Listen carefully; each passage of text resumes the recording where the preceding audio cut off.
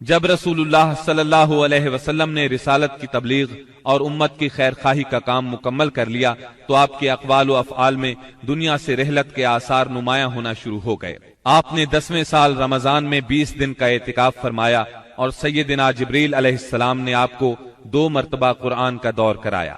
آپ نے اپنی صاحبزادی فاطمہ رضی اللہ عنہا سے فرمایا، میں سمجھتا ہوں میرا آخری وقت آ چکا ہے۔ سیدنا معاذ بن جبل رضی اللہ عنہ کو یمن کی طرف روانہ فرمایا تو انہیں وصیت فرمائی، اے معاذ، غالباً اس سال کے بعد تم مجھ سے ملاقات نہ کر سکو گے اور میری اس مسجد اور میری قبر کے پاس سے گزرو گے۔ یہ سن کر سیدنا معاذ بن جبل رضی اللہ عنہ رونے لگے۔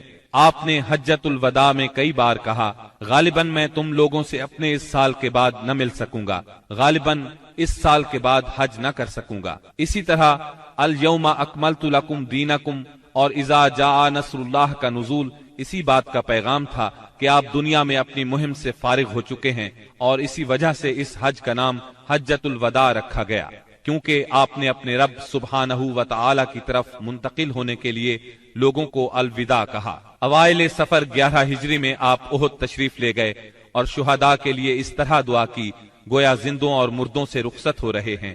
پھر واپس آ کر ممبر پر تشریف فرما ہوئے اور فرمایا، میں تمہارا پیش رو ہوں اور تم پر گواہ ہوں، اللہ کی قسم اس وقت اپنا حوض دیکھ رہا ہوں، مجھے زمین یا زمین کے خزانوں کی کنجیاں دی گئیں، اللہ کی قسم مجھے تم پر یہ خوف نہیں کہ تم میرے بعد شرک کرو گے، بلکہ اس کا اندیشہ ہے کہ دنیا میں ایک دوسرے سے آگے نکلنے کی دوڑ میں لگ جاؤ گے۔ ماہ سفر کے آخر میں آپ رات کے وقت بقیع غرقد تشریف لے گئے، اہل بقیع کے لیے دعائے مغفرت کی اور فرمایا، ہم بھی تم سے آن ملنے والے ہیں۔ ماہ سفر کے آخری پیر کو رسول اللہ صلی اللہ علیہ وسلم ایک جنازے میں بقیع تشریف لے گئے۔ سیدہ عائشہ صدیقہ رضی اللہ عنہا فرماتی ہیں، آپ بقیع سے واپس تشریف لائے تو میں اپنے سر میں درد محسوس کر رہی تھی اور یہ کہہ رہی تھی کہ ہائے میرا سر۔ یہ سن کر آپ نے فرمایا، بلکہ میں واللہ اے عائشہ ہائے میرا سر۔ یہ آپ صلی اللہ علیہ وسلم کی بیماری کی ابتدا تھی، اس کے باوجود آپ باری باری سب بیویوں کے پاس دن گزارتے رہے، یہاں تک کہ مرض میں شدت آ گئی۔ اس وقت آپ سیدہ میمونہ رضی اللہ عنہا کے گھر میں تھے اور پوچھ رہے تھے، کل میں کہاں رہوں گا، میں کل کہاں رہوں گا؟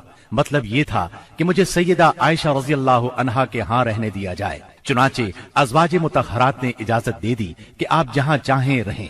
آپ سیدنا فضل بن عباس اور سیدنا علی رضی اللہ عنہما کے سہارے پاؤں زمین پر گھسیٹتے ہوئے نکلے اور سیدہ عائشہ صدیقہ رضی اللہ عنہا کے گھر منتقل ہو گئے۔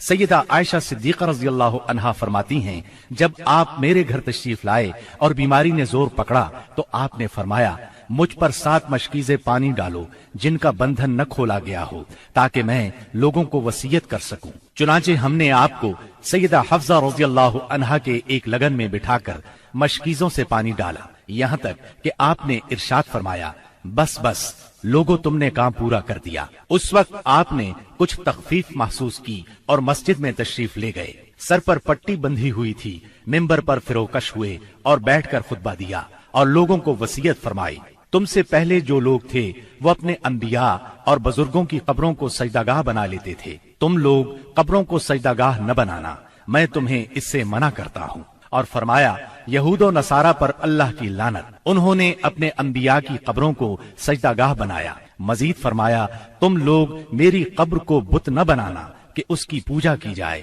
پھر آپ نے خود کو قصاص کے لیے پیش کیا، انصار کے متعلق خیر کی وصیت فرمائی۔ پھر فرمایا، ایک بندے کو اللہ نے اختیار دیا کہ وہ دنیا کی چمک دمک اور زیب و زینت میں سے جو چاہے لے لے، یا اللہ کے پاس جو کچھ ہے اس کو اختیار کرے، تو اس بندے نے اللہ کے پاس جو کچھ ہے اس کو اختیار کیا ہے۔ سیدنا ابو سعید خدری رضی اللہ عنہ فرماتے ہیں، یہ سن کر ابو بکر صدیق رضی اللہ عنہ رونے لگے اور فرمایا، ہم اپنے ماں باپ کے ساتھ آپ پر قربان۔ ابو سعید خدری رضی اللہ عنہ فرماتے ہیں، ابو بکر صدیق رضی اللہ عنہ کی اس بات پر ہمیں حیرت ہوئی، لیکن چند دن بعد معلوم ہوا کہ جس بندے کو اختیار دیا گیا تھا وہ خود رسول اللہ صلی اللہ علیہ وسلم تھے، اور ابو بکر ہم سب سے زیادہ صاحب علم تھے کہ بات کو اسی وقت سمجھ گئے تھے۔ اس کے بعد رسول اللہ صلی اللہ علیہ وسلم نے ابو بکر صدیق رضی اللہ عنہ کی تعریف کی اور ان کے دروازے کے سوا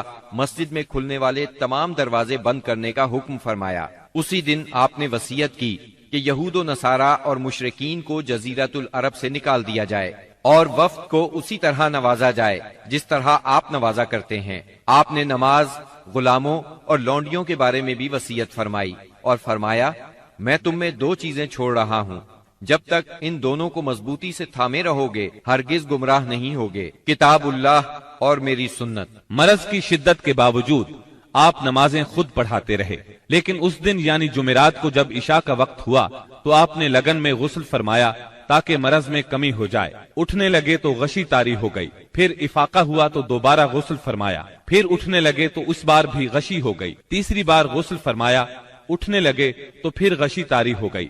آخر آپ نے ابو بکر صدیق رضی اللہ عنہ کو کہلا بھیجا کہ وہ لوگوں کو نماز پڑھائیں۔ چنانچہ اس وقت سے بقیہ ایام میں ابو بکر صدیق رضی اللہ عنہ نے نماز پڑھائی۔ آپ کی حیات مبارکہ میں ابو بکر صدیق رضی اللہ عنہ نے 17 نمازیں پڑھائیں۔ ہفتہ یا اتوار کو رسول اللہ صلی اللہ علیہ وسلم نے کچھ افاقہ محسوس فرمایا، چنانچہ 2 آدمیوں کے سہارے سے ظہر کی نماز کے لیے تشریف لے آئے۔ اس وقت سیدنا ابو بکر صدیق نماز پڑھا رہے تھے۔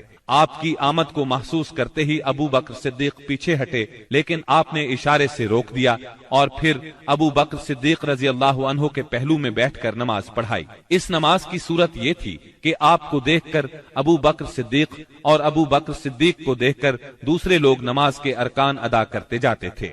12 ربیع الاول پیر کے دن حجرہ مبارک سے آپ نے پردہ اٹھا کر دیکھا تو صحابہ فجر کی نماز میں خشوع اور خضوع سے مشغول تھے۔ یہ منظر دیکھ کر آپ خوشی سے مسکرا دیے۔ مسلسل علالت کے باعث کمزوری بہت ہو گئی تھی۔ سیدہ عائشہ صدیقہ رضی اللہ عنہا کا سہارا لے کر لیٹ گئے۔ اسی روز یا اسی ہفتے میں کسی روز آپ نے سیدہ فاطمہ رضی اللہ عنہا کو بلایا اور کچھ سرگوشی کی، وہ سن کر رونے لگی، پھر کچھ سرگوشی کی تو وہ ہنسنے لگی۔ سیدہ عائشہ نے پوچھا تو چھپا گئیں، لیکن نبی صلی اللہ علیہ وسلم کی وفات کے بعد انہوں نے بتایا کہ پہلی مرتبہ آپ صلی اللہ علیہ وسلم نے فرمایا تھا کہ آپ اپنے اسی مرض سے وفات پا جائیں گے۔ یہ سن کر میں روئی۔ پھر آپ نے فرمایا کہ آپ کے اہل و عیال میں سب سے پہلے میں آپ سے ملوں گی، اس لیے میں ہنسی تھی، اور آپ نے انہیں یہ بشارت بھی دی تھی کہ آپ ساری خواتین جنت کی سردار ہیں۔ دن جیسے جیسے چڑھ رہا تھا آپ پر بار بار غشی طاری ہو رہی تھی۔ سیدہ فاطمہ رضی اللہ عنہا یہ دیکھ کر بولی، ہائے میرے باپ کی بے چینی۔ آپ نے ان کے الفاظ سنے تو فرمایا، آج کے بعد تمہارا باپ کبھی بے چین نہیں ہوگا۔ پھر آپ نے حسن اور حسین رضی اللہ عنہما کو چوما، ازواج مطہرات کو بلا کر وعظ و نصیحت فرمائی۔ ادھر لمحہ بلمحہ تکلیف بڑھتی جا رہی تھی اور اس زہر کا اثر بھی ظاہر ہونا شروع ہو گیا تھا۔